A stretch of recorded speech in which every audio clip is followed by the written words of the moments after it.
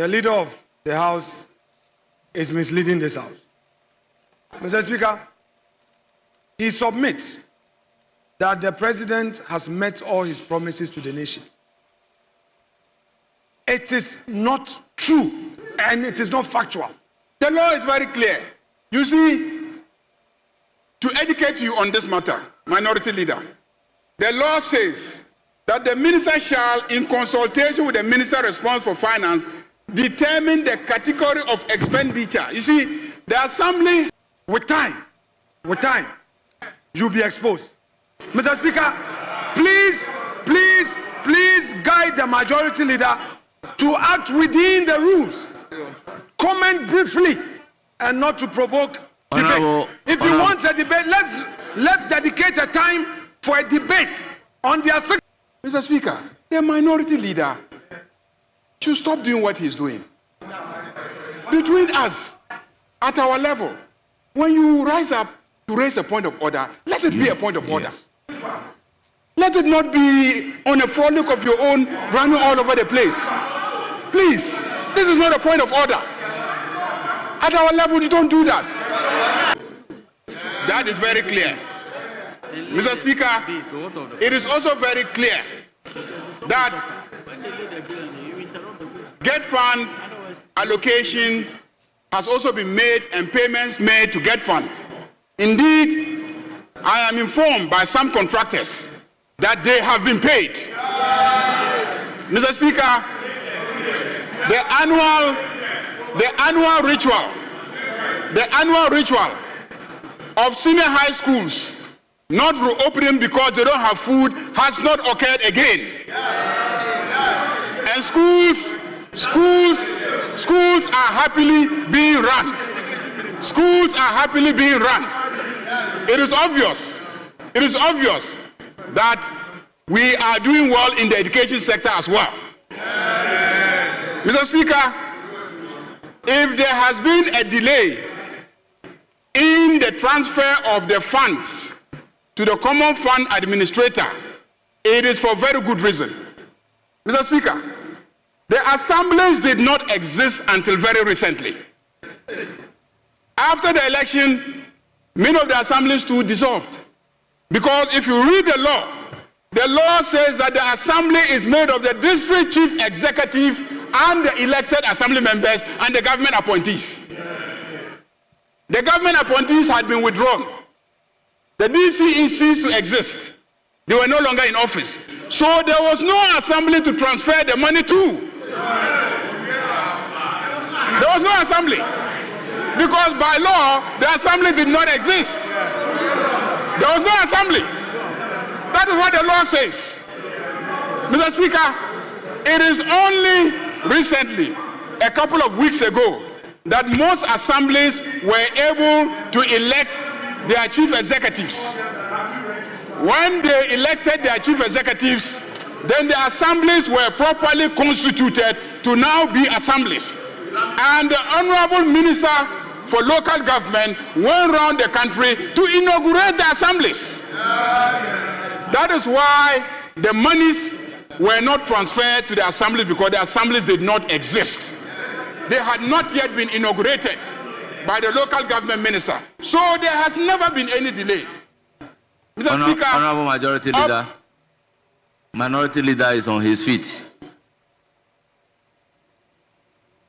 Mr. Speaker, I want to draw the attention of the leader of this House to the rules of this House regarding this particular subject matter.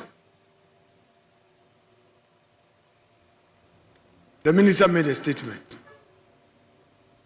and even the rules provide that the minister in his statement should not provoke debate. What the majority leader is doing now is to veer off from the content of the statement and to start his own argument outside of it. Mr. Speaker, there's no problem if there's a need for us to debate on an important subject matter which borders on national development. The Minister of Finance was in this House presenting the budget statement, The president had earlier told us that the famous 24-hour economy policy would find space in the budget. That was not in the budget.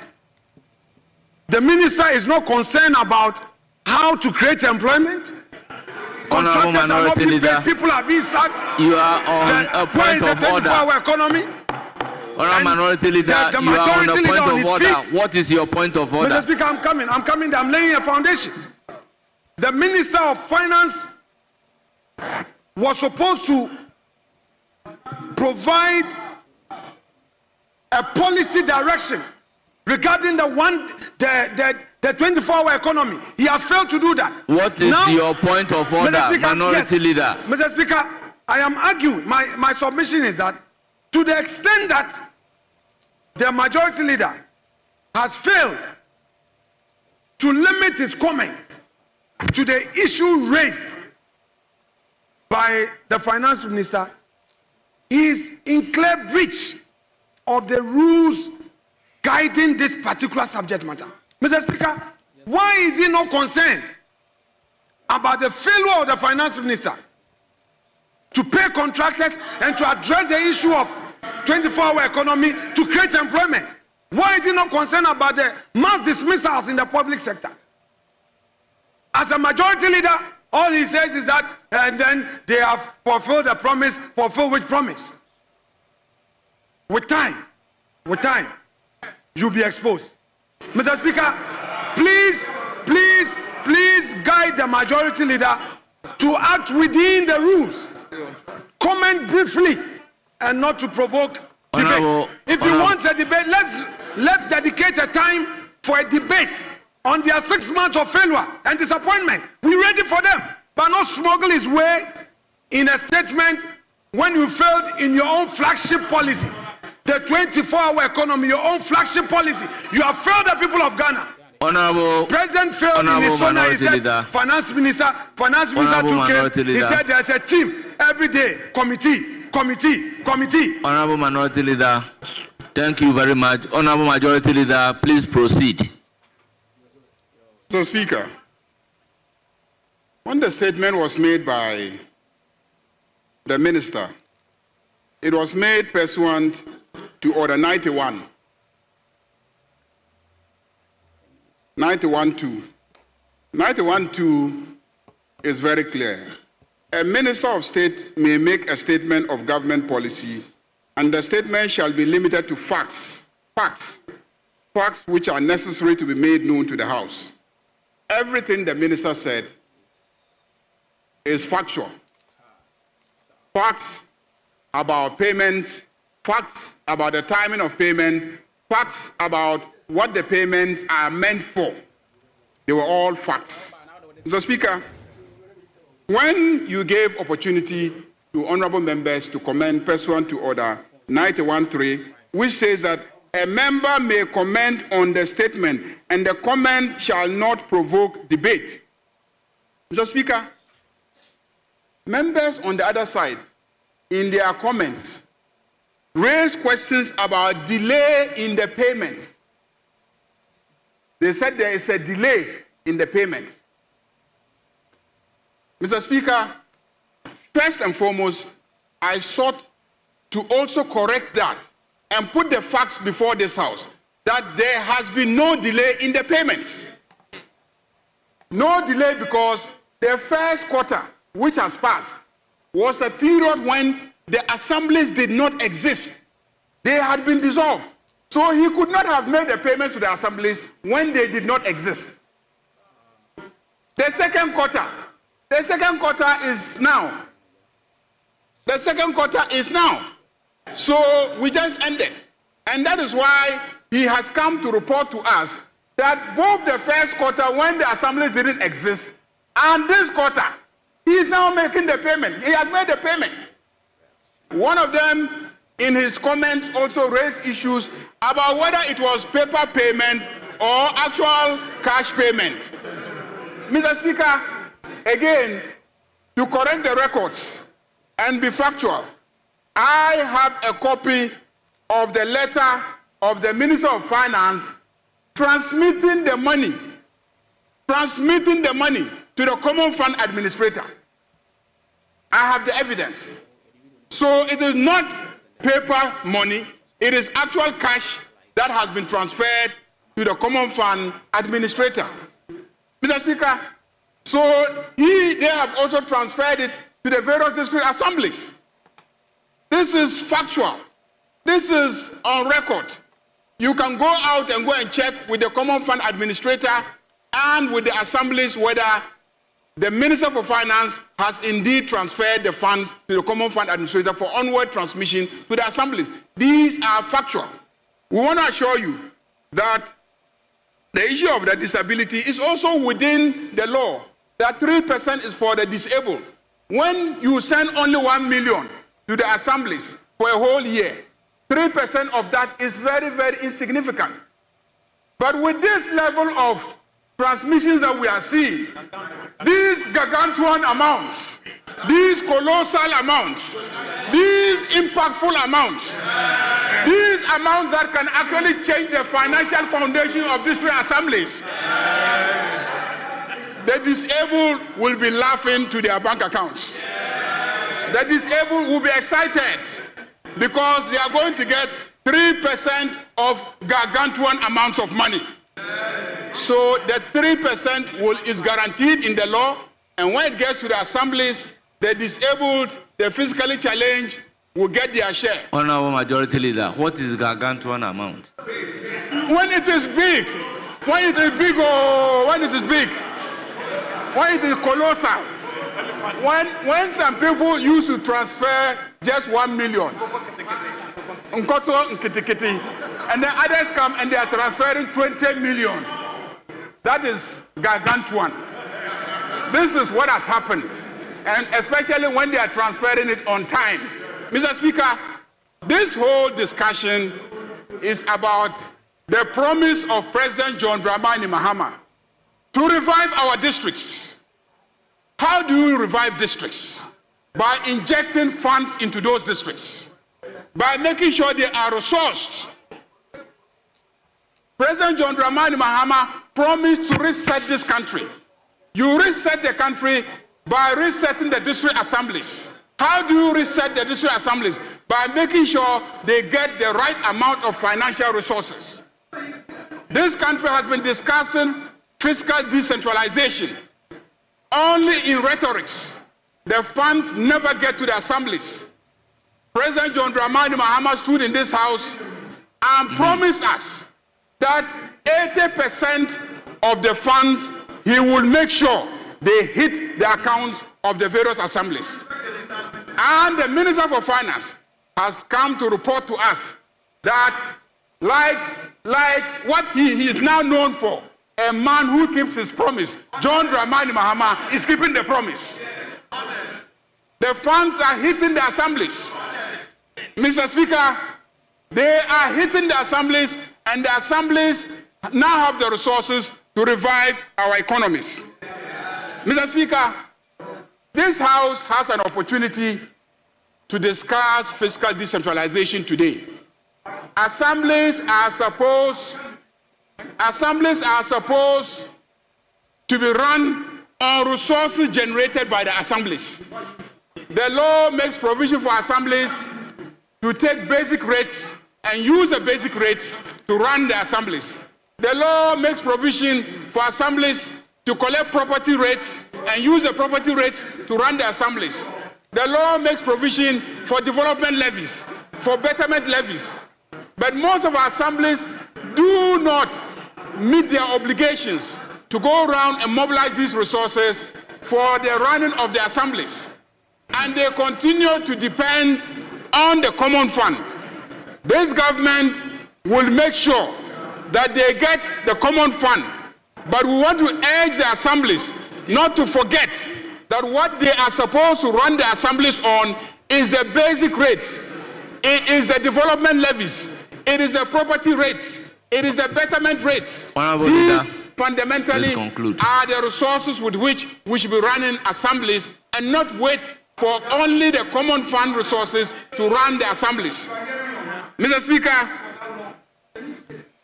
Speaker, if you look at paragraph 8 of the statements, paragraph 8 of the statements, paragraph 8 of the statements deals with the past record where only 40% to 50% actually got transferred to the assemblies. And that is what I have just discussed, the commitment of this government to make sure that 80% gets to the assemblies.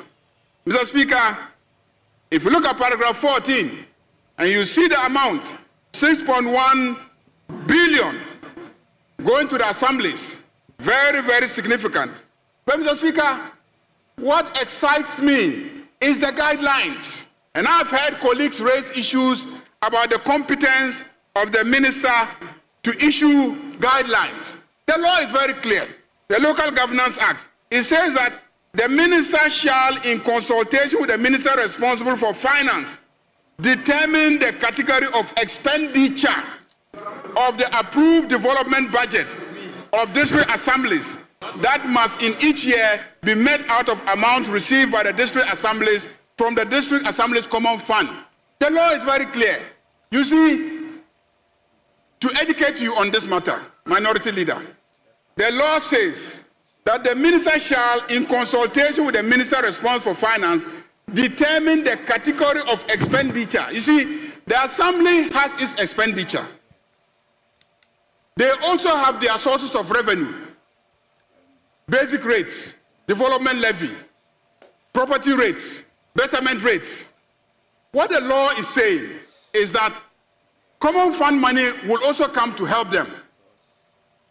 The money that is coming as common fund money, the Minister for Finance and the Minister for Local Government can actually determine which projects should be used, which projects should use that money for. Whilst they can also decide what to use the other sources of revenue leader, what for. Is your concern? Majority Leader. Mr. Speaker,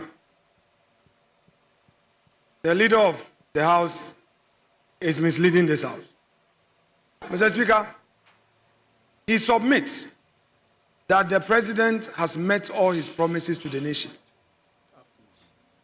It is not true and it is not factual. Mr. Speaker, this government promised the women banking policy. Only 50 million. Only 50 million. Only 50 million. Mr. Speaker, Mr. Speaker, Mr. Speaker, 2, they made a huge commitment to agriculture. If you look at the budget, they allocated 1.5 billion cedis. Of the 1.5 billion, 900 million plus goes into compensation. Nothing for agriculture. Mr. Speaker, he pretended he didn't hear me on the 24-hour economy. In his SONA, in the State of the Nation address, the President promised this House that when the Finance Minister comes, he would introduce the 24-hour economy in the policy. Mr. Speaker, government financial policy outlines its budget for the year. The Finance Minister didn't say anything. The Finance Minister ran away from their own flagship initiative.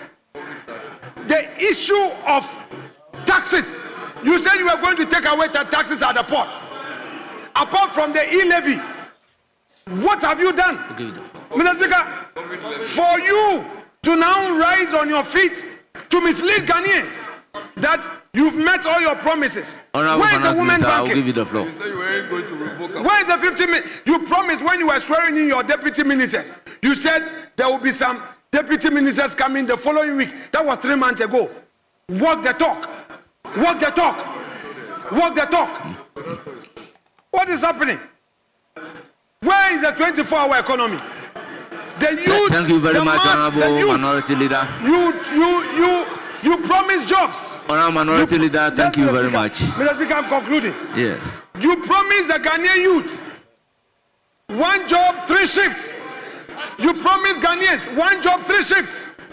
Today, no job for the youth. You come here, the Finance Minister, instead of paying contractors who have taken loans, businessmen who have taken loans, the road contractors, you won't pay them. You come here, you say we should commend you. You won't pay contractors. You are waiting to pay them after mid-year. And then you say the dollar, the CD is stable. We are interested in fluidity in the economy. Finance Minister, are you paying them? Businesses are not importing. Spare parts are not available because they don't have the means. Minority Leader, is that your conclusion? What business? Are you promoting business? You are not promoting Honorable business. Minority And Leader. then you come and tell us that you are Honorable Minority Leader. Mr. Speaker, arrest my case. Rule him out of order. He's misleading the House. The leader of the House is leading the House. Majority Leader, you have the You floor. are misleading the House. Majority Leader, you have the floor. Mr. Speaker, the minority leader should stop doing what he's doing. Between us, at our level, when you rise up to raise a point of order, let it be a point of order. Let it not be on a frolic of your own, running all over the place. Please, this is not a point of order. At our level, you don't do that. Mr. Speaker, if I may say, he promised this House that he will bring Ken Oforiatta in May. Where is Ken Oforiatta? Where is Ken Oforiatta? Where is Ken? Where is Ken? Where is Ken? You promised us that you will bring Ken to this House. He came to this House and made a promise. You promised this House that you will produce Ken. You will produce Ken Oforiatta in May. We are in June. This is the 3rd of June. Why is Ken Oforiatta? Mr. Speaker, he should no longer be heard in this House. Because when he makes promises, he doesn't fulfill them. He comes here and makes promises and never fulfills them. And yet he is questioning other people's promises. When you made a promise, did you fulfill it? Honourable members, honestly speaking, Mr. Speaker, I try as much as possible to accommodate leadership. But it is getting to a point that I am being compelled to rule leadership out of order. So please, let's stick to the rules. Yes. When we make promises, let's keep them. Mr. Speaker, when he promised to sleep at Yoko, by 10 p.m. he left Yoko. He abandoned.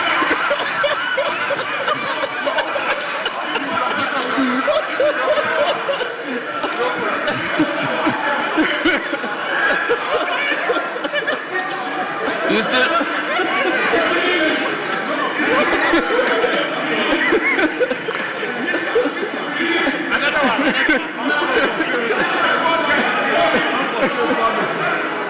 Mr. Speaker, this is the man who is talking about people not fulfilling their promises. You promised to sleep at Yoko, and you left at 10 p.m. Honourable Majority Leader, please conclude. Honourable Majority Leader, please conclude. Mr. Speaker, let me wind up. Mr. Speaker, let me conclude. What excites me about this statement and the guidelines is the category of items that the President is directing must be prioritized. Mr. Speaker, markets are for our women, our mothers. Health facilities, mostly it is our mothers who send children to health facilities, who are the greatest beneficiaries. Educational facilities, it is our mothers who send our children and the babies to educational facilities. So once again, women. Potable water, it is our women and girls who have to travel long distances to fetch water. Sanitation and school furniture. Mr. Speaker, these are items that particularly touch our women. That is why I want to declare that President John Dramani Mahama is a pro-women president. A pro-women president. Because he is prioritizing expenditure in areas that particularly border on the welfare of our mothers, of our women, of their children, and the drudgery, the labor, the suffering of our women will be reduced by the expenditures that the assemblies are going to be making. Lastly, Mr. Speaker, when you talk about liquidity in the system, liquidity is when the finance minister releases funds. In this statement alone, the finance minister has indicated that he has released funds to the Common Fund Administrator. He has released funds to the National Health Insurance Authority. He has released funds to the GET Fund. These funds are being injected into the system. So that propaganda that we are not spending is not true. We are spending through the National Health Insurance. We are spending through the Common Fund Administrator. We are spending through the GET Fund. So we are spending. It is not true that we are not spending. And that it is because we are not spending that the dollar is reducing and the cedi is appreciating. Mr. Speaker, we are clearly spending in the health sector. We are spending in the educational sector. We are spending at the local government levels. And Mr. Speaker, I can testify that we are spending because all of us in this chamber receive our salaries monthly on time, and there has never been a reduction.